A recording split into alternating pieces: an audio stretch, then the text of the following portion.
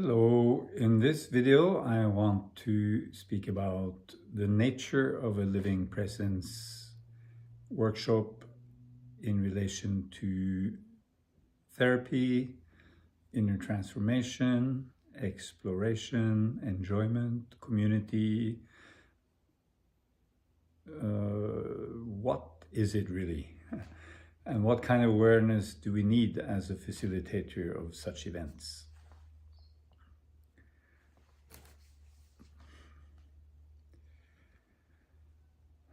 And what is the role of the facilitator in such an event? So first,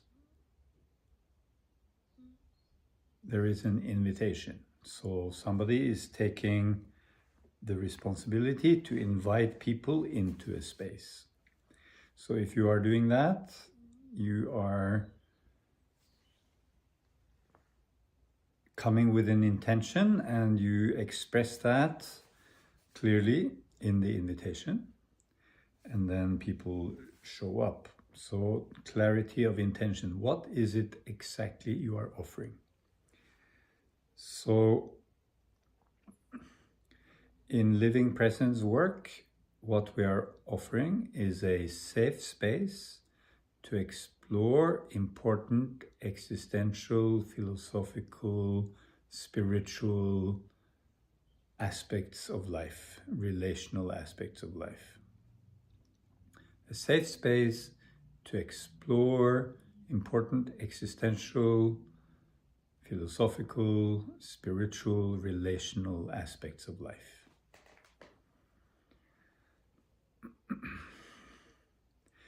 And you are offering, most likely, a sense of togetherness, community, nourishment, and celebration of life. So we come together to celebrate the beauty of life and to explore how we can open more to beauty, compassion, self-connection, true community, and contribution, growth and contribution. Somewhere in that terrain is your invitation. And it's important that as a facilitator, you are clear which of these aspects are you most passionate about. There is also an element of healing, transformation, and therapy. Those areas are important to be very clear about. What am I confident I can safely and solidly hold space for? So the more experience you have, the more training you have in different therapeutic approaches, the more inner work you have done, the more you can invite to a space of healing, transformation, and growth. However, if you are not a trained therapist, you need to be very conscious about what you are offering. Are you offering therapy? That really requires that you are very confident in your training and your life experience to be able to hold space for therapeutic work. And it's not necessary. In fact, it's not a focus of a living presence workshop. It's more a side effect, generally speaking. That's why I like to focus on exploration, inquiry, coming together to celebrate life and relating.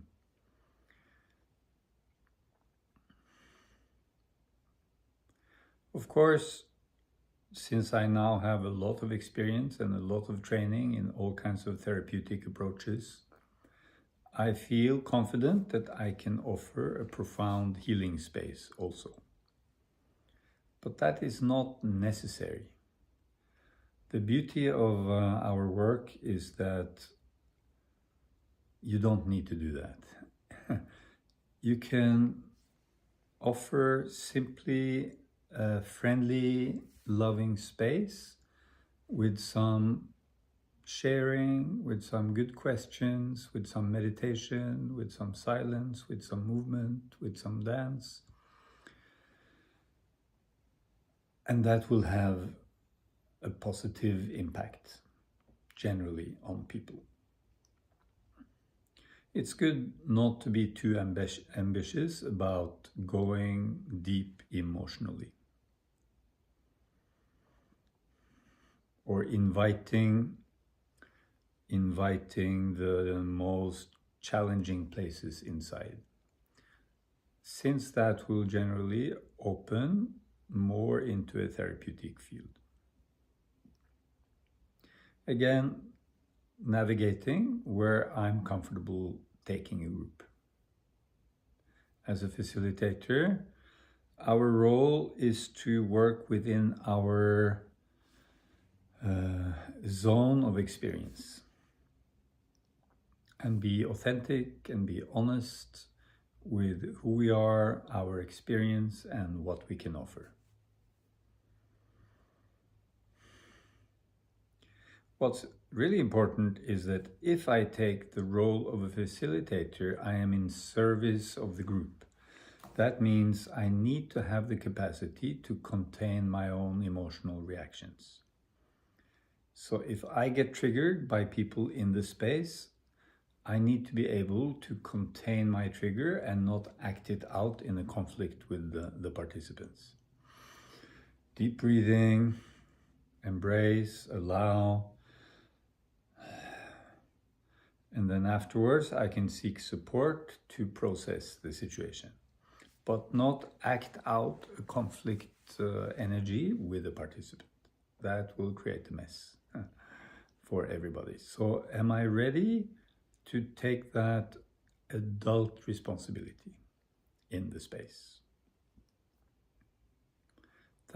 So my job is to create a safe space by containing the energies in the field, containing my own emotional reactions, sensations, and to hold the structure of the whole event. Create a good container by having a clear structure, beginning, middle, and end. Slow beginning, deepening in the middle, integration, and grounding at the end.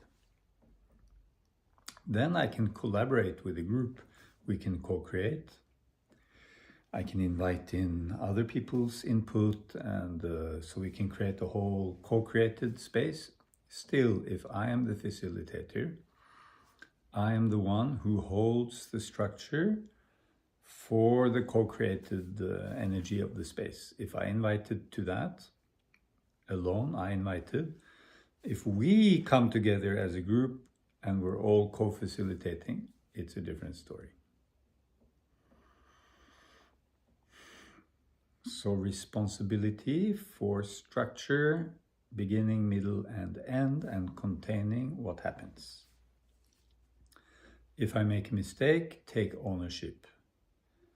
Express, I'm sorry, I made a mistake, I'm not perfect, let's have a dialogue about this situation.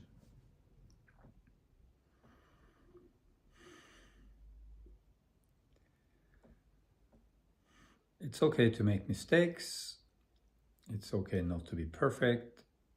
What is important is to have clear intention and clear understanding of roles.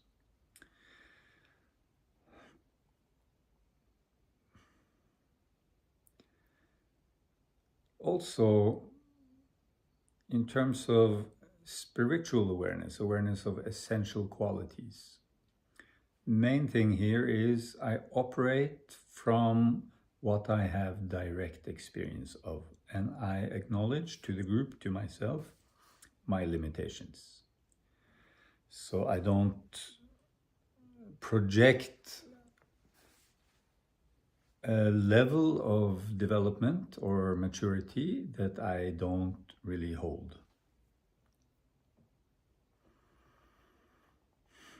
At the same time, I don't downplay the experience I actually have, because that is also one reason I am inviting, because I have discovered something that I would like to share with the world, that I would like other people to experience. So to own that, I have this experience, I have this skill, I have this practice, and now I would like to share it with you. So that also creates trust and motivation in the participants. It is a bit like being a tourist guide, you know. If I'm going to guide people around Oslo, then I have to say, well, I know Oslo quite well. I've lived there many years. I'm Norwegian. I'm not a professional tourist guide. I haven't studied the details of the history. I can show you some things and I can share my experience of Oslo for a first-time visitor. So I need to own my knowledge, my skill, my experience, my maturity. So that is good if I somehow show to the group or tell the group, this is my experience, this is what I love, this is what I've discovered, now I invite you to explore that.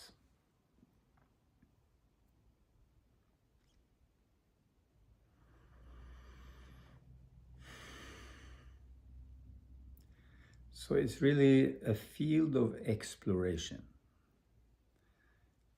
And it has a transformative potential. Now, when we are working in this area of inner transformation, of opening to essential awareness, there is always the likelihood of emotional responses, reactions.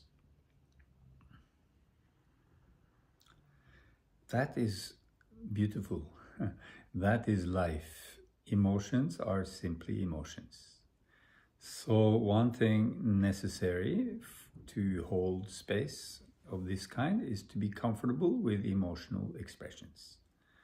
We are inviting people to feel alive and have all kinds of emotions. Sadness, tears, joy, laughter, anger, rage. To be fully alive and to be perfectly good with that. We are inviting a space of greater authenticity and less social conditioned rules. Again, balanced with a safe container. If we're too afraid of strong emotions, the container becomes nervous. On the other hand, if we let everything loose, we create a wild space of intense emotion. That is really a facilitator is holding the intention for what degree of emotional expression and experience. So you can invite in a lot if you feel comfortable and confident that you can navigate it.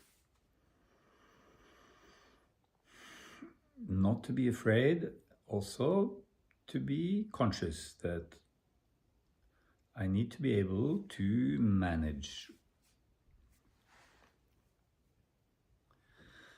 Then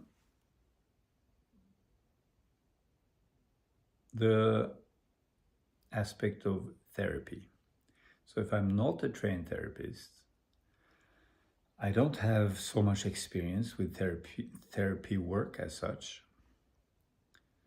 then I don't try to offer any of that. And I simply show up as a human with empathy and honesty. Empathy I listen to you, I see you, I hear you, that's where you are. Honesty, this is where I am, that's what's going on with me in the context of serving the other.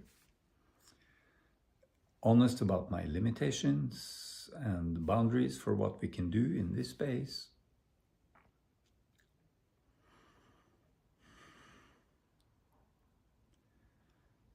We are offering more the spirit of coaching, inquiry, listening, deep listening, togetherness, exploring. And as we know, it has a big therapeutic effect. And yet it is not exactly therapy, unless that is where your skill is. Then you can offer individual work of a more therapeutic nature, or deep healing work, individual work in the group space. You can also make it clear that that's not what you offer. We offer a shared exploration and we don't do therapy work. Another awareness here is trauma awareness.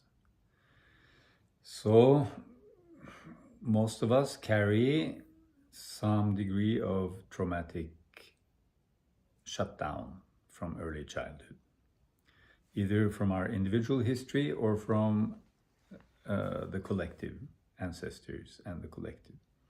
So there's a certain kind of frozen energy, stuck energy. It can show as a hyperactivity or a kind of a rigidity, frozenness. And in this kind of meditative heart space, these energies can be activated. So emotional expressions can become cathartic, can become intense. So what's important here is to not encourage too much of that unless you are ready and skilled with dealing with it. So to be aware what are the symptoms. So I will make a separate video on trauma awareness. Trauma-informed inner transformation work. One basic rule is when somebody is obviously very strongly activated, close to overwhelm, we do not invite them to feel more. We go the opposite direction. We go away from the feeling. So this, what's happening in you now, what you feel, can you allow it? We do not encourage that when there is a sense of overwhelm. And when people have this kind of frozen, starry state, we focus on creating relaxation, some support, and don't go into too much processing work. Allowing it, resourcing.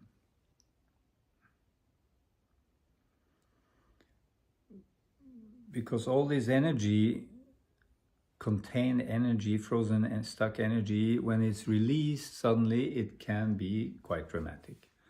So unless we are prepared to deal with that, we need to navigate and not encourage. It's not an ordinary living presence workshop, it's not a trauma healing workshop.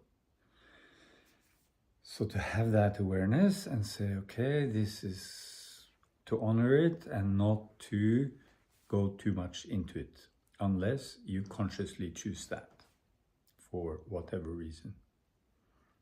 Occasionally you have no choice because it's erupting. Often because you haven't paid full attention to that energy before it erupts.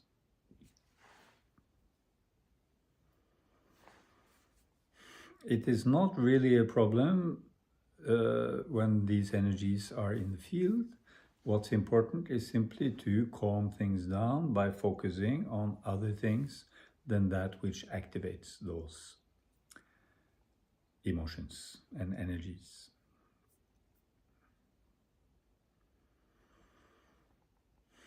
Take a breath, Imagine yourself holding space. Breathe with it. Bring in the awareness. I'm holding space for an exploration, for a meditation, for an inquiry. I'm holding a structure where we together can explore and learn something, and celebrate life together and have community experience. How does that feel? It's a beautiful thing to offer, and if we could offer thousands and thousands of those events around the planet every day, that is truly beneficial for all of us, in my opinion. So that's one reason I offer these videos, to encourage more people to step into that role. We don't need to be fully enlightened Buddhas or super experienced. Just offer a friendly space, some simple exercises and meditations. Enjoy life together.